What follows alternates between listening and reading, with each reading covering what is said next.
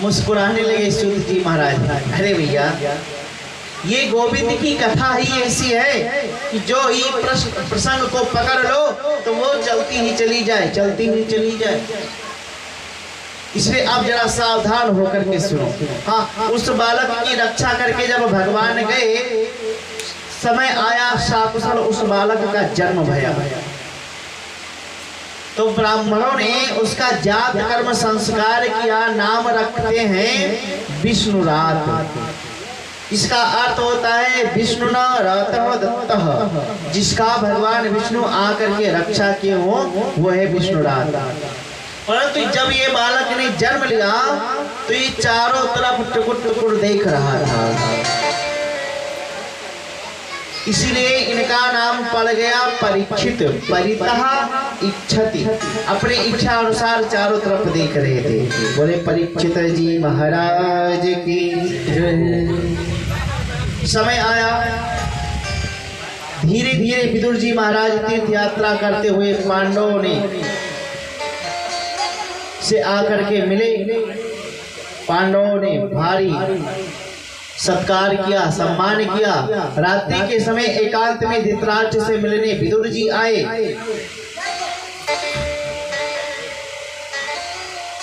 बोले महाराज कहो, पांडव लोग आपकी सेवा तो अच्छे से करते हैं,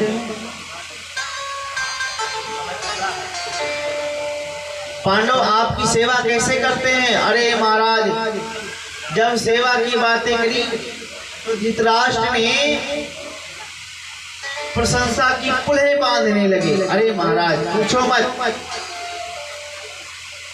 अरे सबसे पहले प्रातः काल जब होता है तो प्रातः काल दंडवत प्रणाम करने के लिए पांचों भैया हमारे पास में आते हैं, आशीर्वाद लेकर के ही तब जाते हैं। कोई भी कार्य करना होता है तो सबसे पहले आज्ञा हमसे आकर के लेते हैं। भोजन जब पाना होता है, जब रसोई तैयार होती है तो सबसे पहले भीमसेन ला करके हमको पवाता है, तब स्वयं सब लोग पाते हैं। ऐसा प्रशंसा कर रहे थे। अब विदुर जी महाराज अपने आप को रोक नहीं पाए। बोले महाराज थोड़ी भी शर्म बची है कि उसको भी बेच खाई? क्यों भैया क्या हुआ? बोले महाराज याद करो, अरे इन्हीं पांडवों को मारने के लिए आप दिन रात षड्यंत्र अपने पुत्र से रचवा रहे थे। आज उन्हीं के टुकड़ों पर कुत्ते की तरह पल रहे हो। भीमा पवनचितम पिंडम आदति गृहपालवत्। आपको शर्म नहीं आती है? गृहपाल होता है कुत्ता, आप गृहपाल की तरह उसके टुकड़े पर पल रहे हो। ये संस्कृत की गाली है। रोने लगे धृतराष्ट्र। तुम्हें बताओ भाई मैं क्या करूं? बोले ठीक है चलो हमारे साथ। रात्रि में ही विदुर जी महाराज धृतराष्ट्र को लेकर के चले गए। प्रातः काल भया, नियमानुसार सब प्रणाम करने के लिए जैसे आए, देखा ना गांधारी थी और ना ही धृतराष्ट्र। सब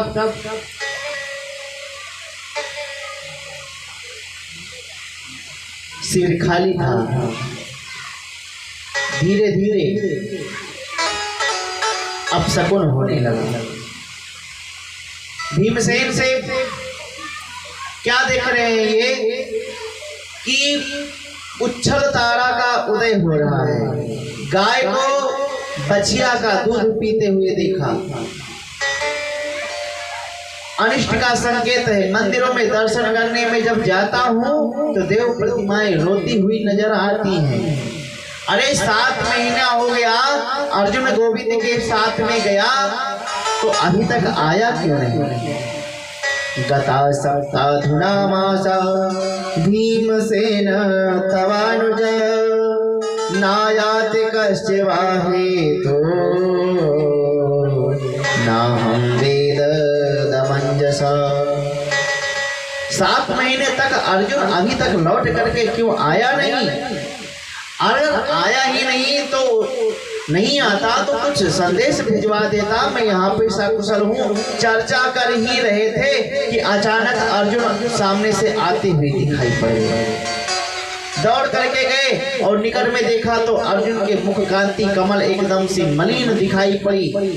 दौड़ करके हाथ पकड़ के बोले, अरे अर्जुन जल्दी बताओ हुआ क्या है, तुम्हारी कांति नष्ट क्यों हो गई? लगता है कि कोई बड़ा अनिष्ट हो गया, बताओ जल्दी अर्जुन। कहीं तुमने बहुत बड़ा पाप तो नहीं कर दिया, कोई गोवध तो नहीं कर दिया, कहीं विप्रवध तो तुमसे नहीं हो गया, कोई वृद्ध अथवा बालक का वध तो तुमसे नहीं हो गया, कहीं बालक के उपस्थिति में उनको बिना खिलाए तुमने भोजन तो नहीं कर लिया, कहीं अगम्या से गमन तो नहीं हो गया, बताओ।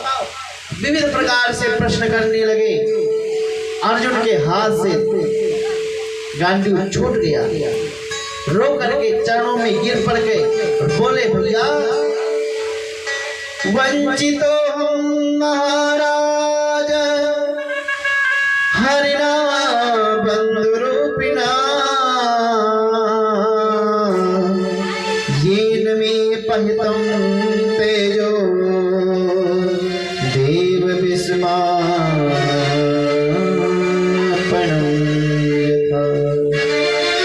भैया हम अपने प्यारे प्रभु के सानिध्य से वंचित हो गए। जब ये बताया, कुंती मैया दौड़ करके आई थी भगवान के कुशलक्षेम सुनने के लिए कि भगवान हमारे कैसे हैं गोविंद। अर्जुन ने कहा कि जिनकी कृपा से हमने खांडव वन का दहन किया, युद्ध में भोले बाबा को भी हमने संतुष्ट किया, दुर्वासा के उग्र श्राप से अक्षय पात्र का एक दल पा करके तृप्त भये, स्वयंवर में जिनकी कृपा से हमने तेल में देख करके मछली के आंखों का भेदन किया, द्रौपदी का वर्णन किया, महाभारत का विजेता जिनके नाम से मैं भया, वो युद्ध आज गोविंद के ना रहते हुए मैं अर्जुन एक भील से युद्ध में हार गया।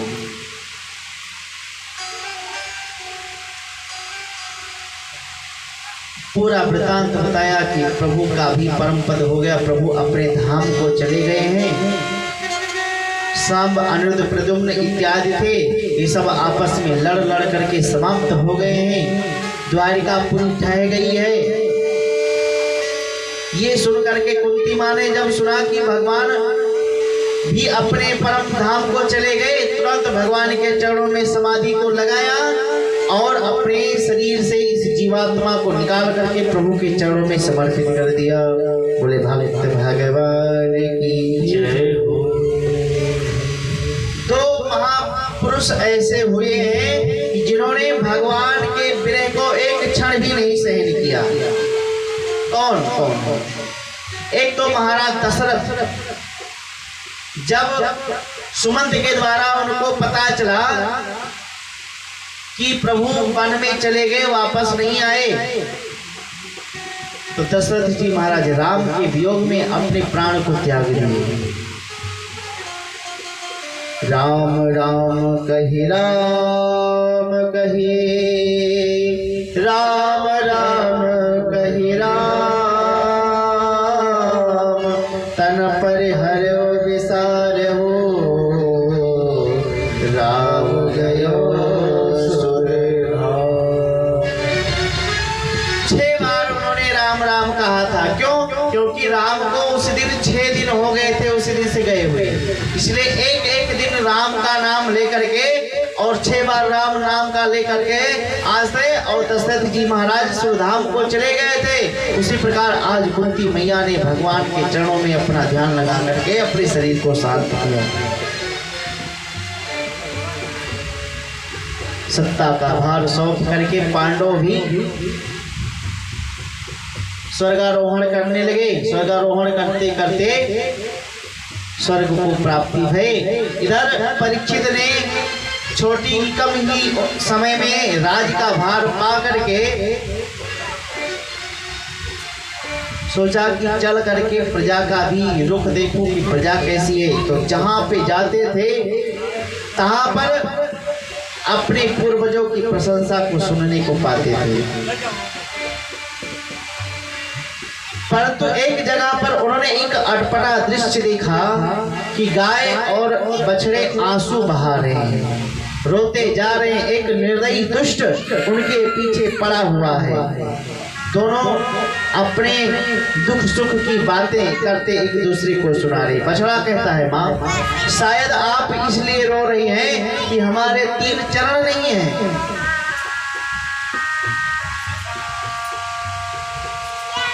अथवा आप इसलिए रो रही हैं कि प्रभु हमको छोड़ करके इस धराधाम से चले गए।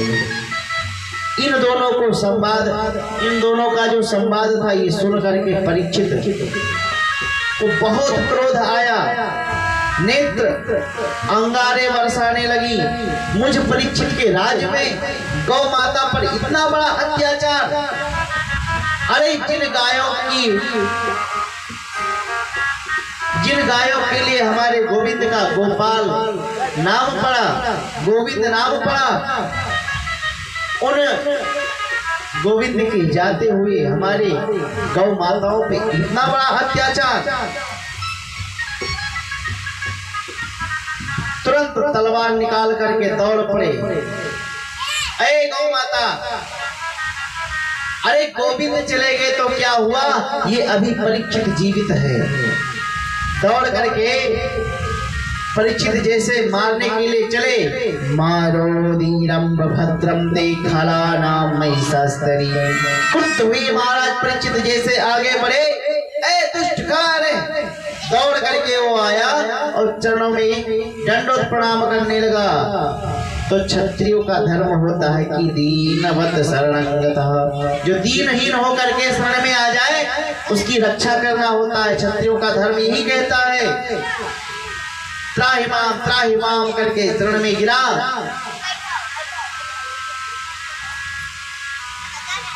भगवान ने कहा, परीक्षित जी ने कहा, अच्छा बताओ तुम कौन हो। बोले महाराज आप हमको नहीं जानते हैं। अरे मैं कलयुग हूँ, लोग हमें कली के नाम से जानते हैं। अच्छा तो तू हमारे साम्राज्य में क्यों घुसा चला आ रहा है। बोले महाराज पहले आप बताओ आप कहाँ पे हो। नहीं, जहाँ पे मैं जाता हूँ एक छत्र राज आपका ही दिखाई पड़ता है। अब शरण में आ गया हूँ तो महाराज आप हमको क्षमा कर दीजिए। परीक्षित ने कहा, अच्छा बताओ तुम्हारे अंदर दोष कितने हैं, गुण कितने हैं। बोले महाराज हमारे भीतर तो दोष ही दोष है, परंतु उनमें एक गुण भी है। अच्छा वो गुण क्या है।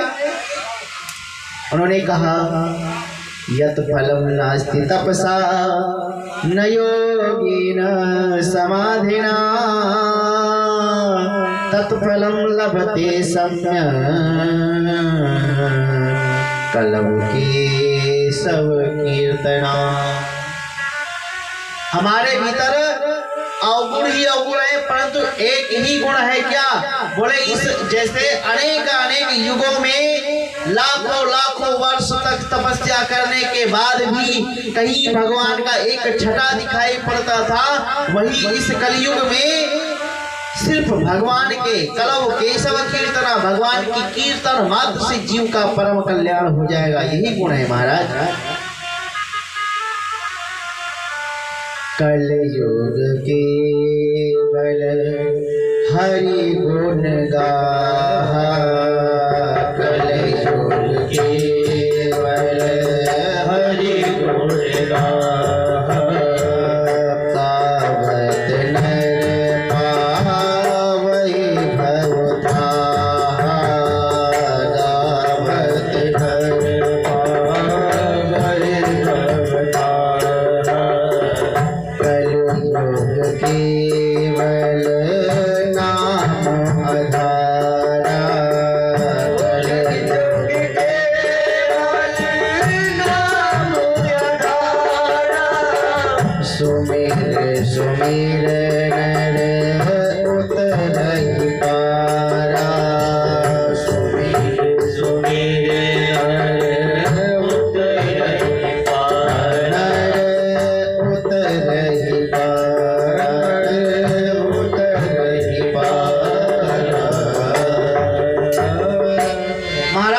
बहुत बुराइयां होने के बाद भी एक अच्छाइयां हमारे भीतर हैं।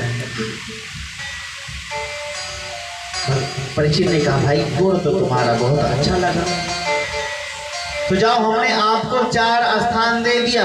कौन कौन से स्थान? बोले द्योतम पाणम स्त्रयः शूना यत्र धर्म चतुर्विधा। द्योतम जहां पर जुआ खेला जाता हो, पाणम जहां पर मदिरा पान होता है, स्त्रियां जहां पर लंपट पुरुष रहते हो, वैश्या रहती हो, सोना जहां पर वध होता हो गऊ का, ये 4 स्थान दिए। गिड़गिड़ाता हुआ बोला महाराज जैसे आपने ये शकल देखी उसी प्रकार से आपने स्थान दे दिया। अरे आपको एक गुण अच्छा लगा तो एक कोई अच्छा स्थान दे दीजिए कि जिससे कोई हमारे यहाँ पे भी हित मित्र रिश्तेदार आए तो उनको बैठाऊं मैं। एक रूम अच्छा भी ड्राइंग रूम दे दीजिए। भगवान परीक्षित प्रसन्न थे, बोले क्या चाहिए? बोले महाराज पुनश्चयाचमानाय जात रूप मदान प्रभु। महाराज स्वर्ण में वास और मिल जाता तो सुंदर था। परीक्षित इतने प्रसन्न थे, बोले जाओ हमने आपको वास दे दिया। अब बताओ भागवत में ही दोनों शब्द लिखा हुआ है। इधर परीक्षित जी कहते हैं कि जाओ स्वर्ण में वास हमने आपको दिया, और भगवान एकादश स्कंद में उद्धव जी से कहते हैं कि धातु नाम अस्मि कांचनो, स्वर्ण में मेरा वास है भगवान कहते हैं। और इधर परीक्षित ने कलियुग को स्वर्ण में वास दे दिया। अब बताओ दोनों बातें भागवत में हैं, तो इसका निराकरण गोस्वामी तुलसीदास जी महाराज ने निकाल दिया कि देखिए चराचर प्राणी में समस्त वस्तुओं में दोष है। गुण जड़ चेतन गुण दोष में विश्व हीन करता। यदि हम ये वस्त्र खरीद कर लेकर के आते हैं तो इसमें दोष है। हम स्वर्ण खरीद कर लेकर के आते हैं उसमें दोष है। गाड़ी इत्यादि लोग खरीद कर लेकर के आते हैं उसमें दोष है। परंतु दोष कब समाप्त होगा? तुम ही निवेदित भोजन करहि, तुम ही निवेदित भोजन करहि, तुम ही निवेदित भोजन करहि, तुम ही निवेदित भोजन करहि। प्रसाद पट भूषण धरहि, प्रभु प्रसाद पट भूषण धरहि, पट भूषण धरहि, पट भूषण धरहि। कोई भी वस्तु लेकर के आओ, भगवान के सामने रख करके भगवान से कहो त्वदीयं वस्तु गोविंद त्वमेव समर्पये, गृहाण सोमुखो भूत्वा प्रसीद परमेश्वर। भगवान का भोग लगा दीजिए, वो दोष वस्तु सदोष हो जाती है, उसमें दोष नहीं रह जाता। इसलिए जब भी भगवान का भोज किया जाता है, भगवान को ला करके पहले अर्पित कर दिया जाता है। प्रभु आप इसको पाइए। अन्न करते हो, अन्न खाया जाता है, पाया जाता है, इसमें दोष है। परंतु जब भगवान का भोग लग गया, वो अन्न दोष रहित हो जाता है। इस प्रकार से स्वर्ण में वास दिया, कलयुग जा करके और परीक्षित जी महाराज के मुकुट में विराजमान हो गया। जब विराजमान हुआ, शिकार खेलते खेलते मार्ग भ्रमित हो गए। इनको बहुत जोर से प्यास लगी। प्यास से मारे भटक रहे थे, तब तक एक जंगल में आश्रम दिखाई पड़ा जो समीक जी महाराज की कुटी थी। जाकर के जोर से आवाज लगाई, अरे महाराज कोई है? परंतु समीक जी महाराज समाधि लगा करके बैठे हुए थे। कहीं से कोई प्रत्युत्तर नहीं आया। राजा को भ्रम हो गया कि मृथा समाधि आहोस्मिन। अरे ये ढोंग रच रहा है, ये हमारी बातें सुन रहा है, परंतु ये आप इसलिए नहीं खोला है कि कौन राजा के चक्कर में पड़े और जाकर के उनका स्वागत करे। देखिए, संतों को यदि समझने में थोड़ी भी गड़बड़ी कर दो, सर्वनाश होता है। समझ नहीं पाए। आश्रम के निकट में एक मरा हुआ सर्प पड़ा हुआ था। धनुष कोटि से जाकर के उसको उठा कर लेकर के आए और समीक जी महाराज के गले में डाल दिया। ये दृश्य एक बालक देख रहा था। दौड़ करके गया, उनके पुत्र से बताया, अरे भैया, तुम्हारे पिता का समाधि अवस्था में राजा ने अपमान कर दिया। वो ऋषि कुमार दौड़ करके गया और कौशिकी नदी में कूद करके कौशक्याप उपस्पृश्य वाक वज्र विसर्जः, उन्होंने वाक वज्र चला दिया। कौशिक नदी का जल हाथ में लेकर के मंत्र पढ़ करके कहा,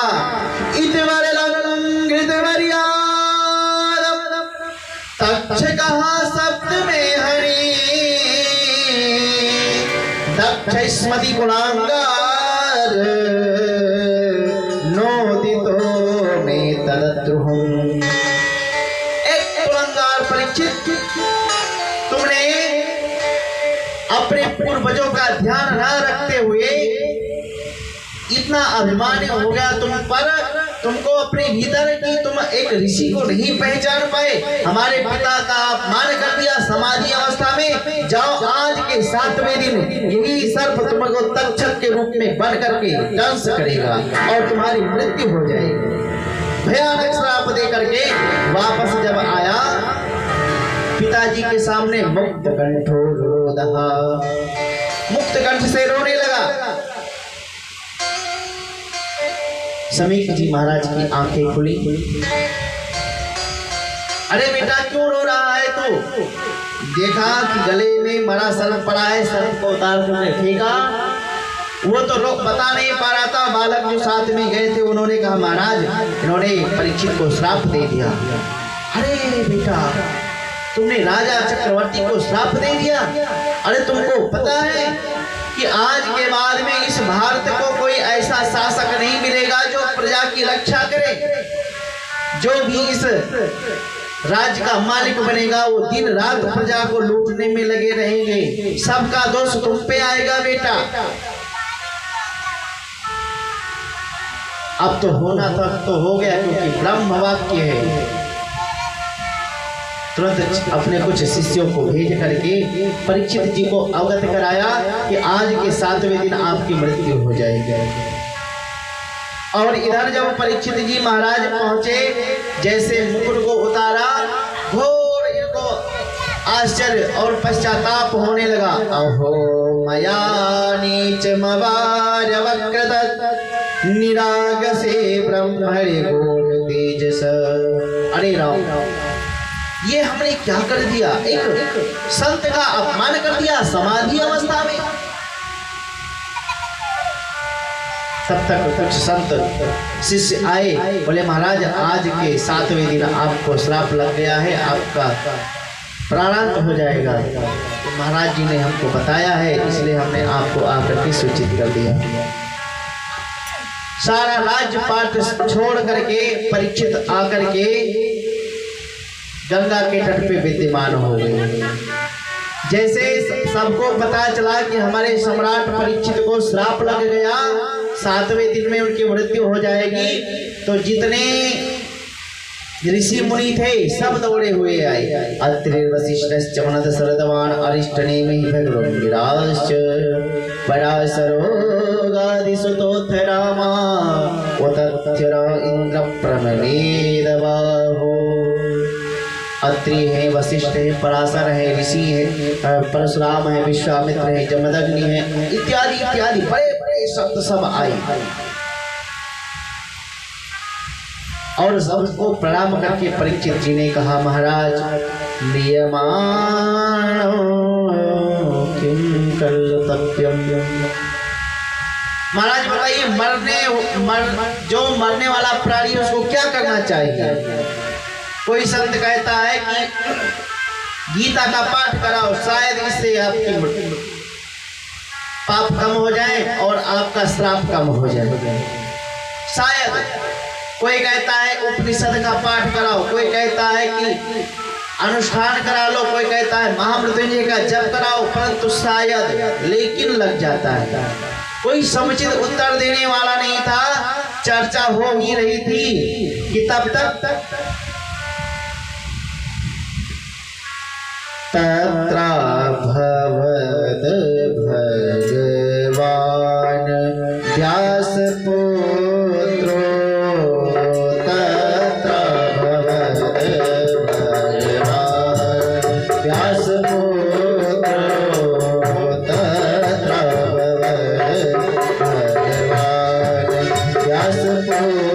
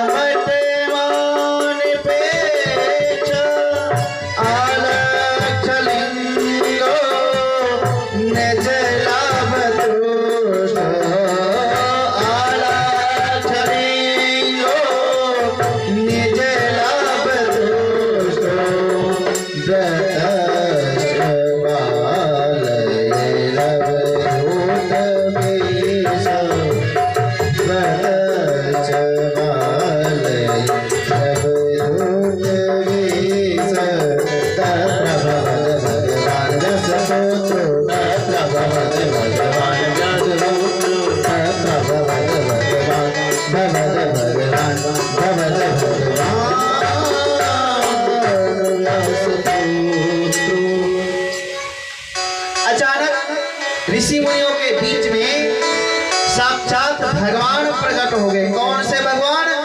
तत्रा भवद भगवान व्यास नंदन सुखदेव के रूप में भगवान प्रकट हो गए। बोले सुखदेव जी महाराज की जय। पहले परीक्षित पर जब संकट आया था, ब्राह्मण ने अस्त्र चलाया था अश्वत्थामा, तो भगवान अस्त्र लेकर के उनकी रक्षा करने के लिए गए। और अब भी एक ब्राह्मण ने वाक्वज्र चलाया है, तो भगवान भी सुखदेव नंदन बन करके और वाक से इनकी रक्षा करने के लिए प्रकट हो गए।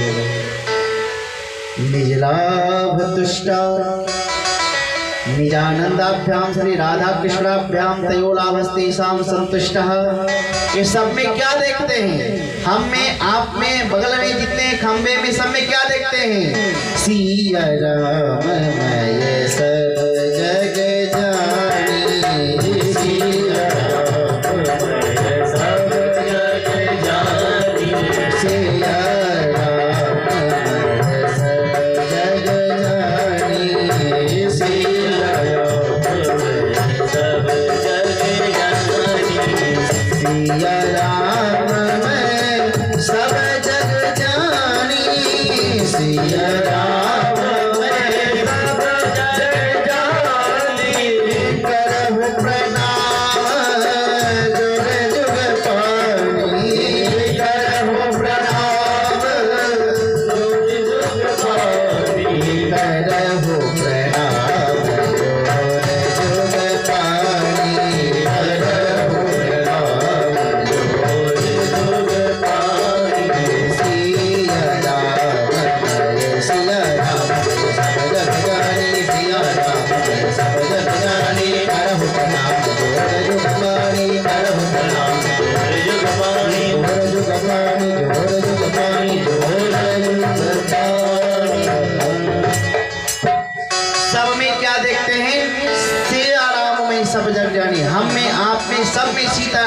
सीताराम की दर्शन करते हैं। और जैसे देखा कि जितने बड़े बड़े संत ऋषि महात्मा थे सब खड़े होकर के दंडवत प्रणाम करने लगे।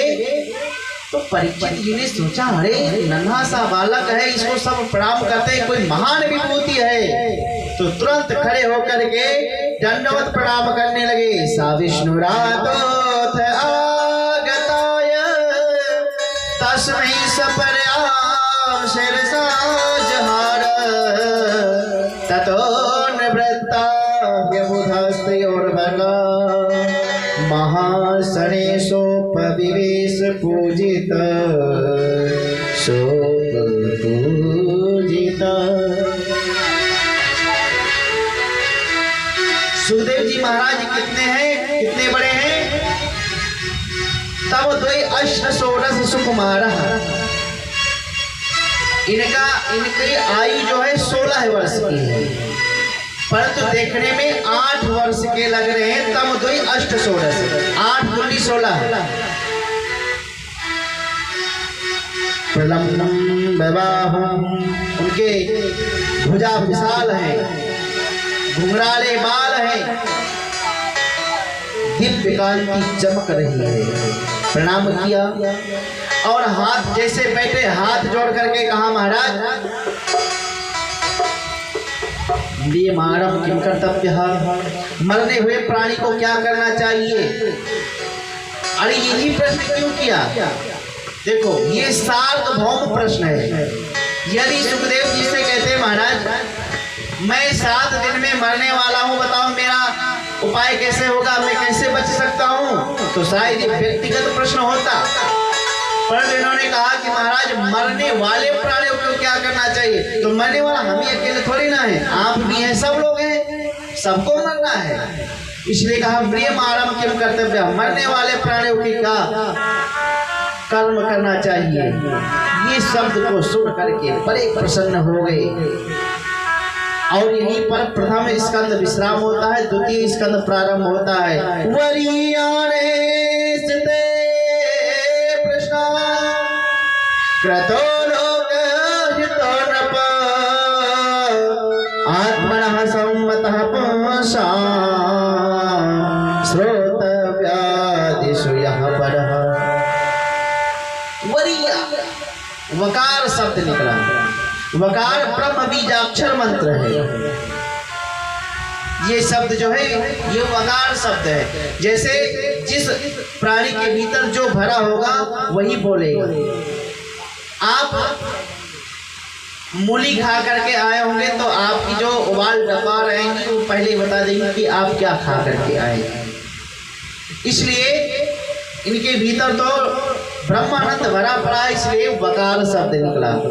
कौन सा प्रश्न को अच्छा लगा ये आइए हम लोग अब कुछ समय के लिए संकीर्तन करेंगे और वाणी को यहीं पे विश्राम करेंगे।